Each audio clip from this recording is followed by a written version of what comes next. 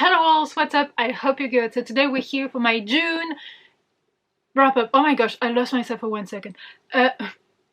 June wrap-up. Oh my gosh, this is starting well.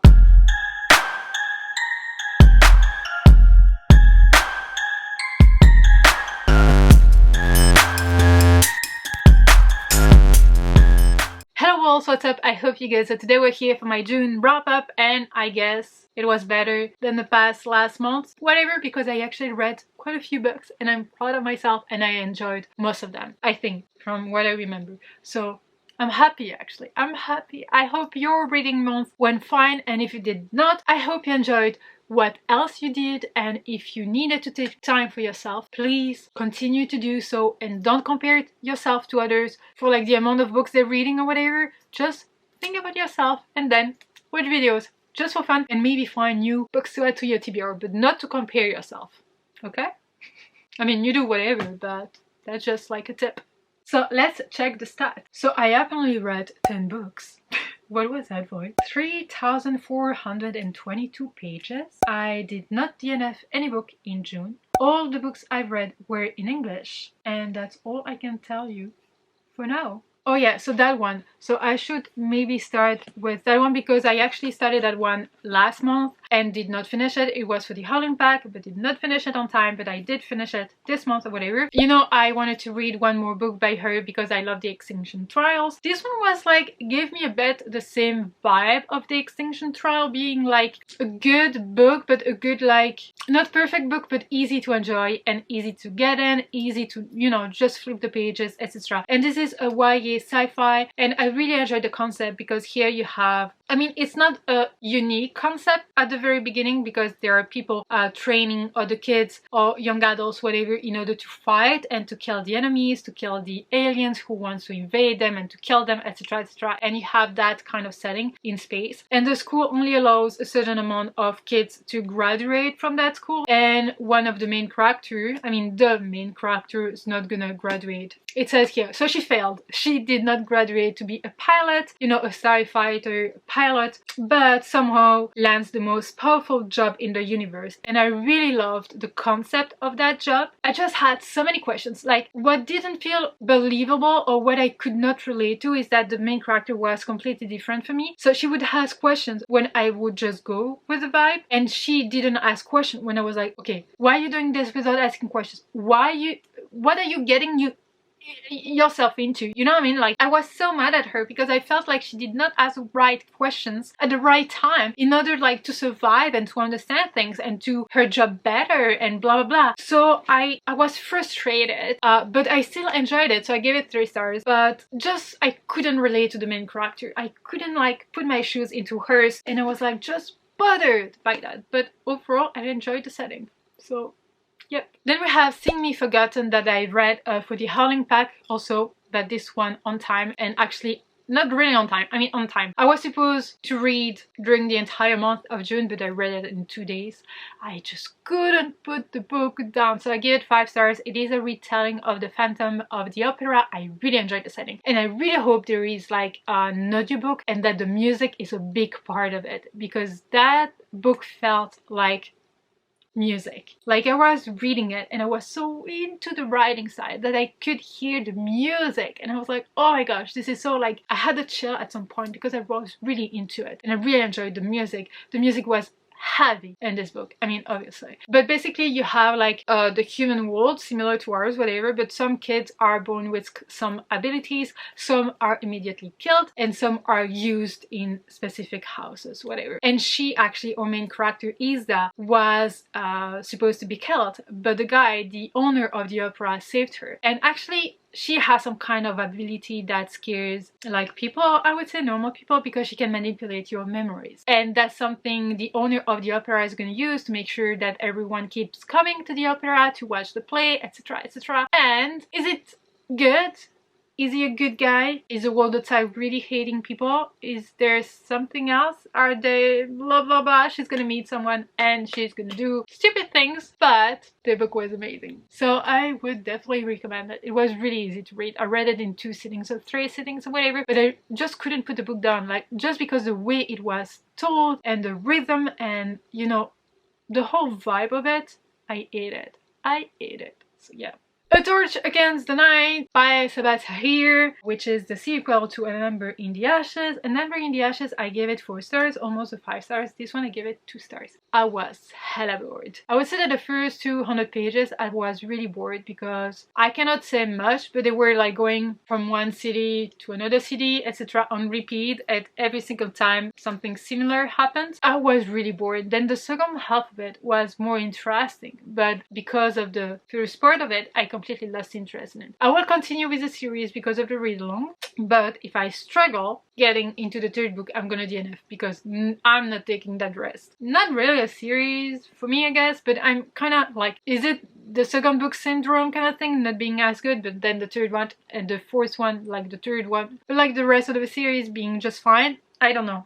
I guess we shall see. Ready Player 2. Oh my gosh, I almost cried at the end of the book. Not because I was happy, but because I was frustrated. So I gave it 2 stars. It's the sequel to Ready Player 1, and Ready Player 1 I gave it 5 stars, and this one was like it's kind of hard to judge that type of book because usually when the plot or like the world is done in that way, so it's sci-fi with like some kind of virtual reality we can get into and get things done, like you go into school there, everything, your life is entirely in that virtual reality kind of thing. It's hard to do something completely different in the second book, so I felt like it was a bit repetitive at first, but still really enjoyed it. Like I enjoyed the world and enjoyed the characters, and I enjoyed reading about them again. But then that ending, I was like, doesn't make sense. That's too easy. That's too fast. I'm not okay with it. I wanted something else. And that ending, actually, when I think about it, it makes sense because it was implied at some point in the book. But I'm still frustrated because now I expect a third book. I want to read the third book, but that's not the ending I wanted.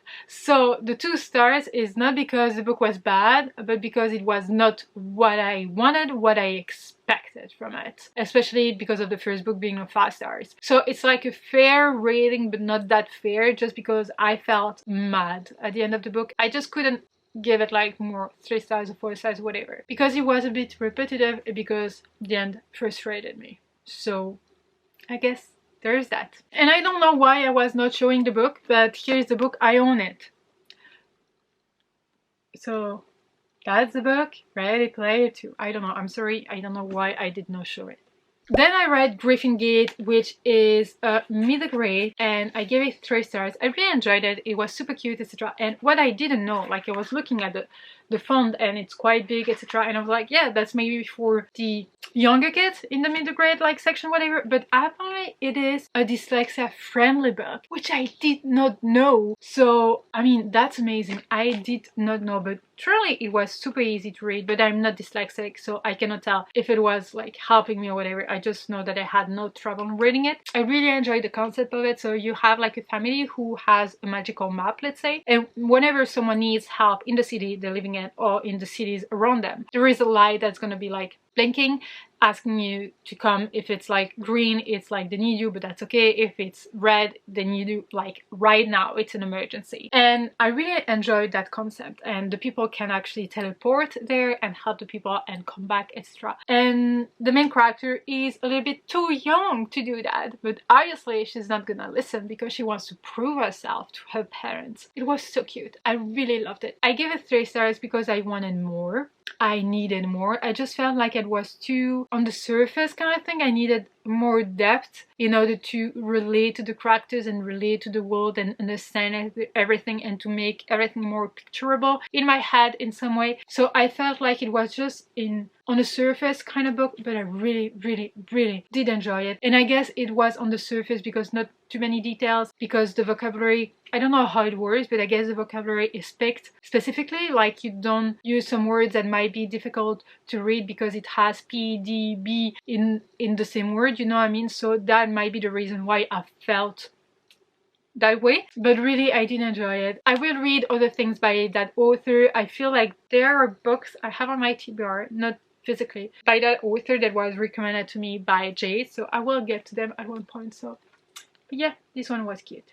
Then we have a murder mystery book that I gave 4 stars to, and I really actually enjoyed it. So I had a good time reading it. I read it in 2 sittings. I was eating the pages. It's not that long, like it's 250 pages, whatever. But basically the main character is in a bus and she's just taking pictures because it's like Christmas time and whatever, and she wants to take pictures so she can send them to her sister. And she's gonna take a picture of a couple, like 2 people. One is like yelling, arguing kind of thing, and the other one has a gun. And they're gonna see the flash, they're gonna look at her, and then they're gonna chase her. So it's all about her escaping from them and hiding from them. And the family and everything is aware of that. They're helping her. So it's not like the kid is actually doing that by herself. She asked for help from her parents, which I really love, because we love rebel kids. We do love them, but sometimes, you know, asking an adult for some help is a good thing to do. So I really enjoyed that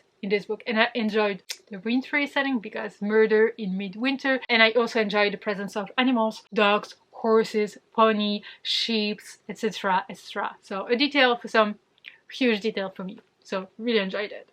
Roll of Wolves, so the sequel to King of Stars. I gave it, was it 2 stars? 3 stars? I gave it 3 stars actually, not 2 stars. I kinda was bored. I was not expecting to love it, so maybe that's why I'm that generous with the rating. I feel I was not that intrigued, so many point of views that I didn't care about, but I love the world so much. That, like, the world Lee Bardugo created, I love it. I love it. Some of the chapters I was like really reading them because they had my favorite characters, learning more about some of the characters. But overall, I did not care that much. I was never on the edge, never scared for them, never any kind of tension or whatever. I loved it. I did not hate it, but nothing special for me. So, yeah.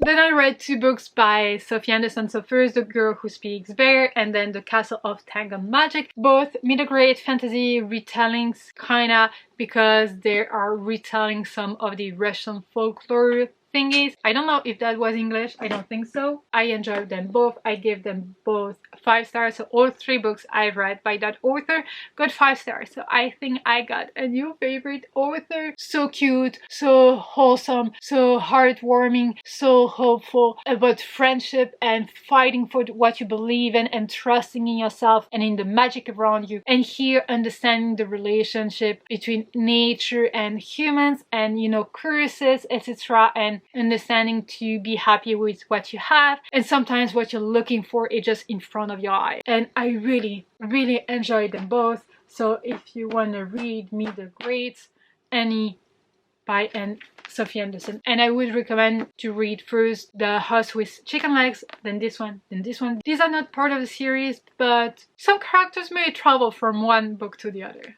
But yeah, definitely beautiful, beautiful, beautiful. And the last book I read is actually The Little Black Fish. It's like a fairy tale, a children's tale, I would say. And that book was gifted to me by Dana, who does all the jewels I wear, like even the bracelet over here with the stars, if you can see here. But you can use like my code Mooney10 for any discount. The shop is linked down below. But it's a very controversial book, let's say, because it's about a little fish who lives in a pond, and he wants to go outside of that pond and travel the world, etc. And everyone is like, no, there is nothing outside, don't go there, and blah blah blah. And he goes and lives a journey, like adventures of a lifetime kind of thing. And it has to do, like, it's a smart way to introduce kids to some politics and beliefs and, you know, rules, etc. And yeah, I really enjoyed it because it says, I'm not making that up, it says here it was first published in person in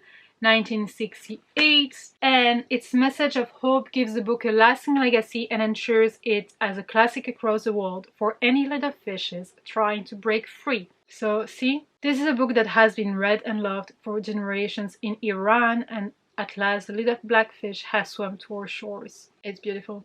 Beautiful. He meets adventures, danger, beauty, and all sorts of creatures along the way. Will he find the answers? It was absolutely beautiful. That's when I broke my leg, like something in my leg, whatever. And I was like not in the mood, but I wanted to read something small, easy to read, easy to enjoy, with some kind of moral in it, like a little message that gives you like hope or whatever. So that's what this book did to me. So whenever I feel like down, I think I will go back to it, especially because it's like I read it in like 30 minutes, 20 minutes, and it's huge, but it's actually super tiny and you can read it pretty fast. So really enjoyed it.